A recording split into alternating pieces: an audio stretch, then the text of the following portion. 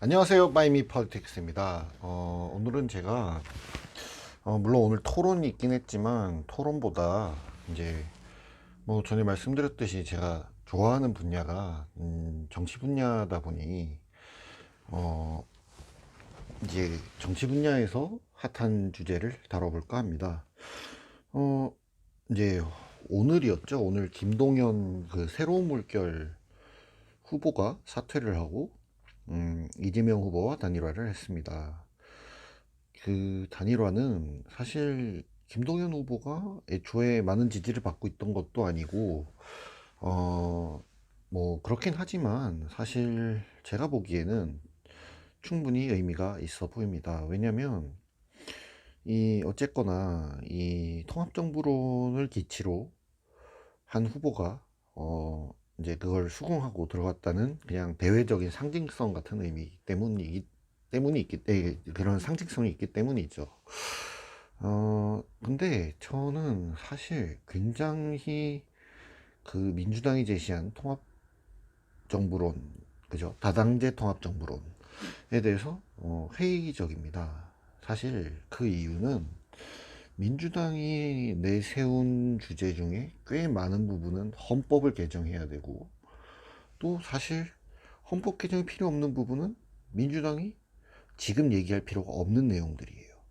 이미 했으면 다 할 수 있었던 내용들입니다. 그러니까 법 개정 같은 경우에는 민주당이 마음만 먹으면 다 하면 되는 거고, 선거법 개정 관련해서 뭐 연동형 비례대표제, 뭐 권역별 비례대표제 이런 건 마음대로 하면 됩니다. 민주당이 176석이고 민주당이 동조하는 정의당과 만약에 국민의당이 뭐 다당제를 동조를 한다 그러면 이미 의석은 180석이 넘어갑니다. 그러면 마음 먹고 사실 그 전에 연동형, 그러니까 준연동, 뭐 연동형 비례대표제, 그러니까 2020년 총선에서 그 위성정당을 낳았던 그 선거에서도 정의당이 민주당과 공조해서 만들어낸 그런 거예요. 그런 제도예요. 근데 이제 제도의 허점은 위성정당을 만들어서 선거를 치르면 상관이 없었다. 뭐 이런 거였죠. 그래서 뭐 민주당이 이번에 위성정당 금지법을 낸다고도 하는데 사실 그런 법들은 내기만 하면 민주당이 얼마든지 국회에서 패스를 시킬 수 있습니다. 그런 의미에서 지금 민주당이 낸 개혁안은 그냥 제가 보기에는 선거용인이라고 보는 게 더 타당한 것 같습니다. 어, 이제 뭐 통합정부론이라고 했을 때 뭐 내각에 다른 정당이나 제야 인사를 쓰겠다. 그거는 뭐 비견 오늘의 일만이 아닙니다. 그 말을 하는 사람이 이재명 후보가 그런 얘기를 했다 그래서 그 전에 문재인 대통령도 그런 얘기를 했고 우리나라에는 그 통합이라는 가치를 부르짖으면서 대통령이 된 사람 굉장히 많은데 그 사람들 중에 상당수는 결국 코드 인사를 했습니다. 사실 그건 어쩔 수가 없는 거죠. 내 정당이 의회에서 50% 이상 의사결정권을 쥐고 있는데 굳이 다른 정당과 합해서 할 이유도 사실 없는 겁니다. 그러니까 저는 솔직히 오히려 책임 정치라는 측면에서 내 정당이 50% 이상이면 내 정당을 지지해 준 사람들에 대해서 책임을 지는 정치를 하는 것이 오히려 더 바람직한 방향일 수도 있다. 이런 생각도 합니다. 그러니까 어찌 보면 이제 제 얘기는 그럴 거면 선거 전에 합치라는 거죠. 만약에 진짜 내각을 합쳐서 갈 거라면요. 사실 외국의 경우에는 내각을 만들 때 그런 점이 꽤 많이 고려됩니다. 굳이 다른 정당에서 인사를 찾을 이유가 없어요. 왜냐하면 사실 인사는 전리품인 측면도 굉장히 크거든요. 물론 그렇다고 해서 능력 없는 사람을 자리에 위치하게 하면 곤란하겠지만요.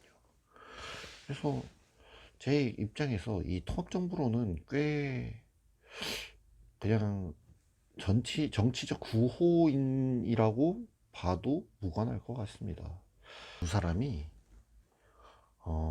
이제 뭐 헌법 개정안을 위한 별도 기구를 설치하고 이제 새 정부 출범 1년 내 제7공화국 개정안을 낸다 이런 합의를 했고요. 또 개헌안의 분권형 대통령제와 책임 총리, 실질적인 삼권 분립을 보장하겠다 이런 얘기를 했고, 이제 20대 대통령 임기를 1년 줄여서 2026년 대선과 지방선거를 동시에 실시하겠다. 그리고 이제 연동형 비례대표제 등 선거제도 개혁, 국회의원 면책특권 폐지, 국민소환제 도입, 국회의원 3선 초과 연임 금지, 뭐 이런 얘기를 했어요. 그리고 이제 제가 보기에 그 이제 이런 평가도 있어요. 사실 뭐 연동형 비례대표제 등 선거제도 개혁은 국회에서 해야 되는 얘기고, 국회의원 면책특권 폐지는 이건 헌법에 보장된 내용입니다. 따라서 헌법 개정이 필요해요. 이거는 그러니까 뭐 폐지라는 단어를 쓰려면 헌법 개정이 필요합니다. 그 다음에 국민 소환제 도입, 이것도 헌법 개정이 필요합니다. 지금 그러니까 이게 왜 필요하냐면, 국민 소환제는 무슨 의미가 있는 제도냐면, 임기 중인 국회의원에게 국민 소환제를 실시하면 국회의원의 임기를 다 채우지 않고 쫓아낼 수 있는 명분이 생깁니다. 근데 안타깝게도 우리나라 국회의원은 4년 임기가 보장되어 있습니다. 왜 보장되어 있냐? 헌법에 국회의원 임기가 4년이라고 딱 정확하게 명시되어 있어요. 그렇기 때문에 만약에 국민 소환제를 하겠다라고 한다면 이건 반드시 헌법 개정을 필요로 합니다. 이거는 아마 헌법을 공부하신 분들이면 알 거예요. 그리고 사실 우리나라에서 주민소환제가 실시가 되는데, 주민소환제는 또 다릅니다. 왜냐하면 지자체 의원이나 지방자치단체장은 헌법에 임기가 없습니다. 따라서 주민소환제는 가능한 거죠. 그러니까 헌법에 임기가 명시되는 사람은 절대 소환제 대상이 될 수 없습니다. 따라서 이건 무조건 헌법 개정 대상입니다. 그 다음에 이제 국회의원 3선 초과 연임 금지도 이거 당연히 헌법 개정 대상입니다. 왜냐하면 대통령의 케이스는 연임을 금지하는 조항이 명확하게 헌법에 들어가 있습니다.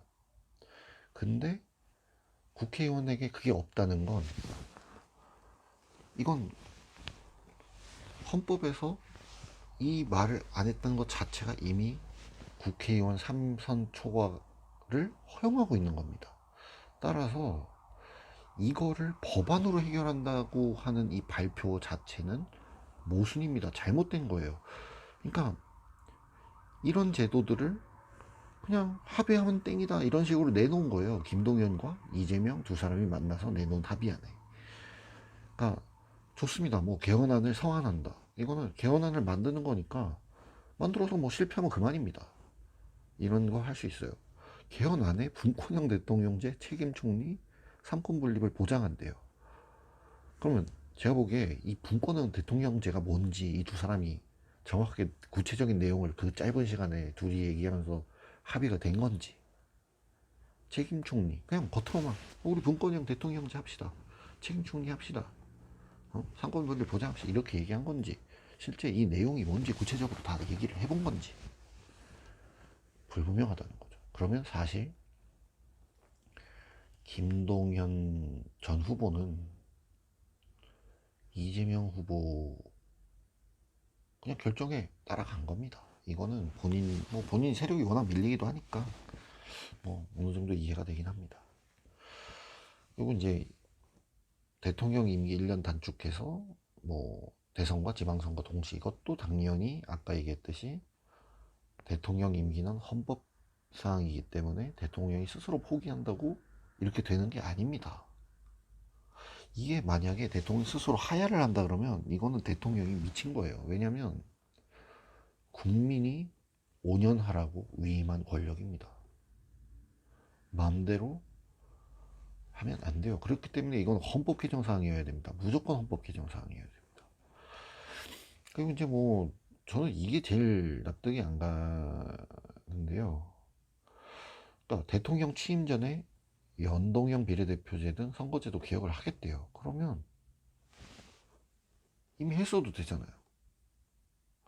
아니, 문재인 대통령이 대통령이고 2020년부터 지금까지 거의 2년 동안 집권 다수당입니다. 지금까지 뭐 했대요? 그러니까 이게 9호일 가능성이 높다는 겁니다. 게다가 제가 전에 말씀드렸어요. 비례대표제를 국내에서 하면 지역 대표성이 떨어집니다. 그렇다고 해서 우리나라 253석 지역구 의원을 줄이기도 애매합니다. 결국 그러면 이건 국회의원 정수 문제랑 연결이 되는데, 우리나라 국회의원 늘리는 거에 반감 엄청 세거든요. 우리 국내에서 건드리기 쉽지 않은 문제가 대통령 직선제랑 국회의원 정수 문제입니다.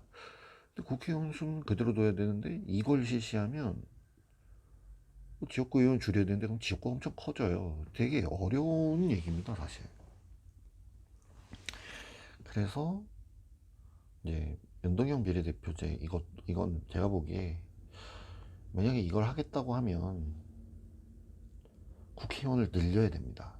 그리고 뭐 더 크게 보면 양원제도 고려해야 되는데, 일단 국회의원 늘리는 거는 법 개정 사항이라 가능합니다. 법 개정 사항이라 가능하고, 다만 양원제는 무조건 헌법 개정 사항이죠. 할 수 있는 것만 한다 그러면 그냥 국회의원 정수를 늘려서 뭐 연동형 비례대표제든 권역별 비례대표제든 그냥 계속 다 때려 넣는 겁니다. 그러면 가능합니다. 다만 아까 얘기했던 이 대통령 취임 전에 이 국회의원 면책특권 폐지, 국민소환제 도입, 국회의원 삼선 초과 연임 금지 법안을 제출하겠다 그랬는데 이건 다 불가능합니다. 이 세 가지는 절대 안 돼요. 다 헌법 개정 사항입니다. 그러면 지금 위에 아까 제가 처음에 얘기했던 그 헌법 개정안에 이게 들어가야 되는 거지. 근데 발표는 대통령 취임 전에 이건 또 법안으로 내겠대요. 그러니까 애초에 이 사람들은 잘 모르고 하는 겁니다. 제가 그러니까 알고 하는 것과 모르고 하는 걸 짚어드리기 위해서 지금 이 영상을 찍는 건데, 참 안타깝습니다. 이런 부분은. 그러니까 뭐 그 누구죠?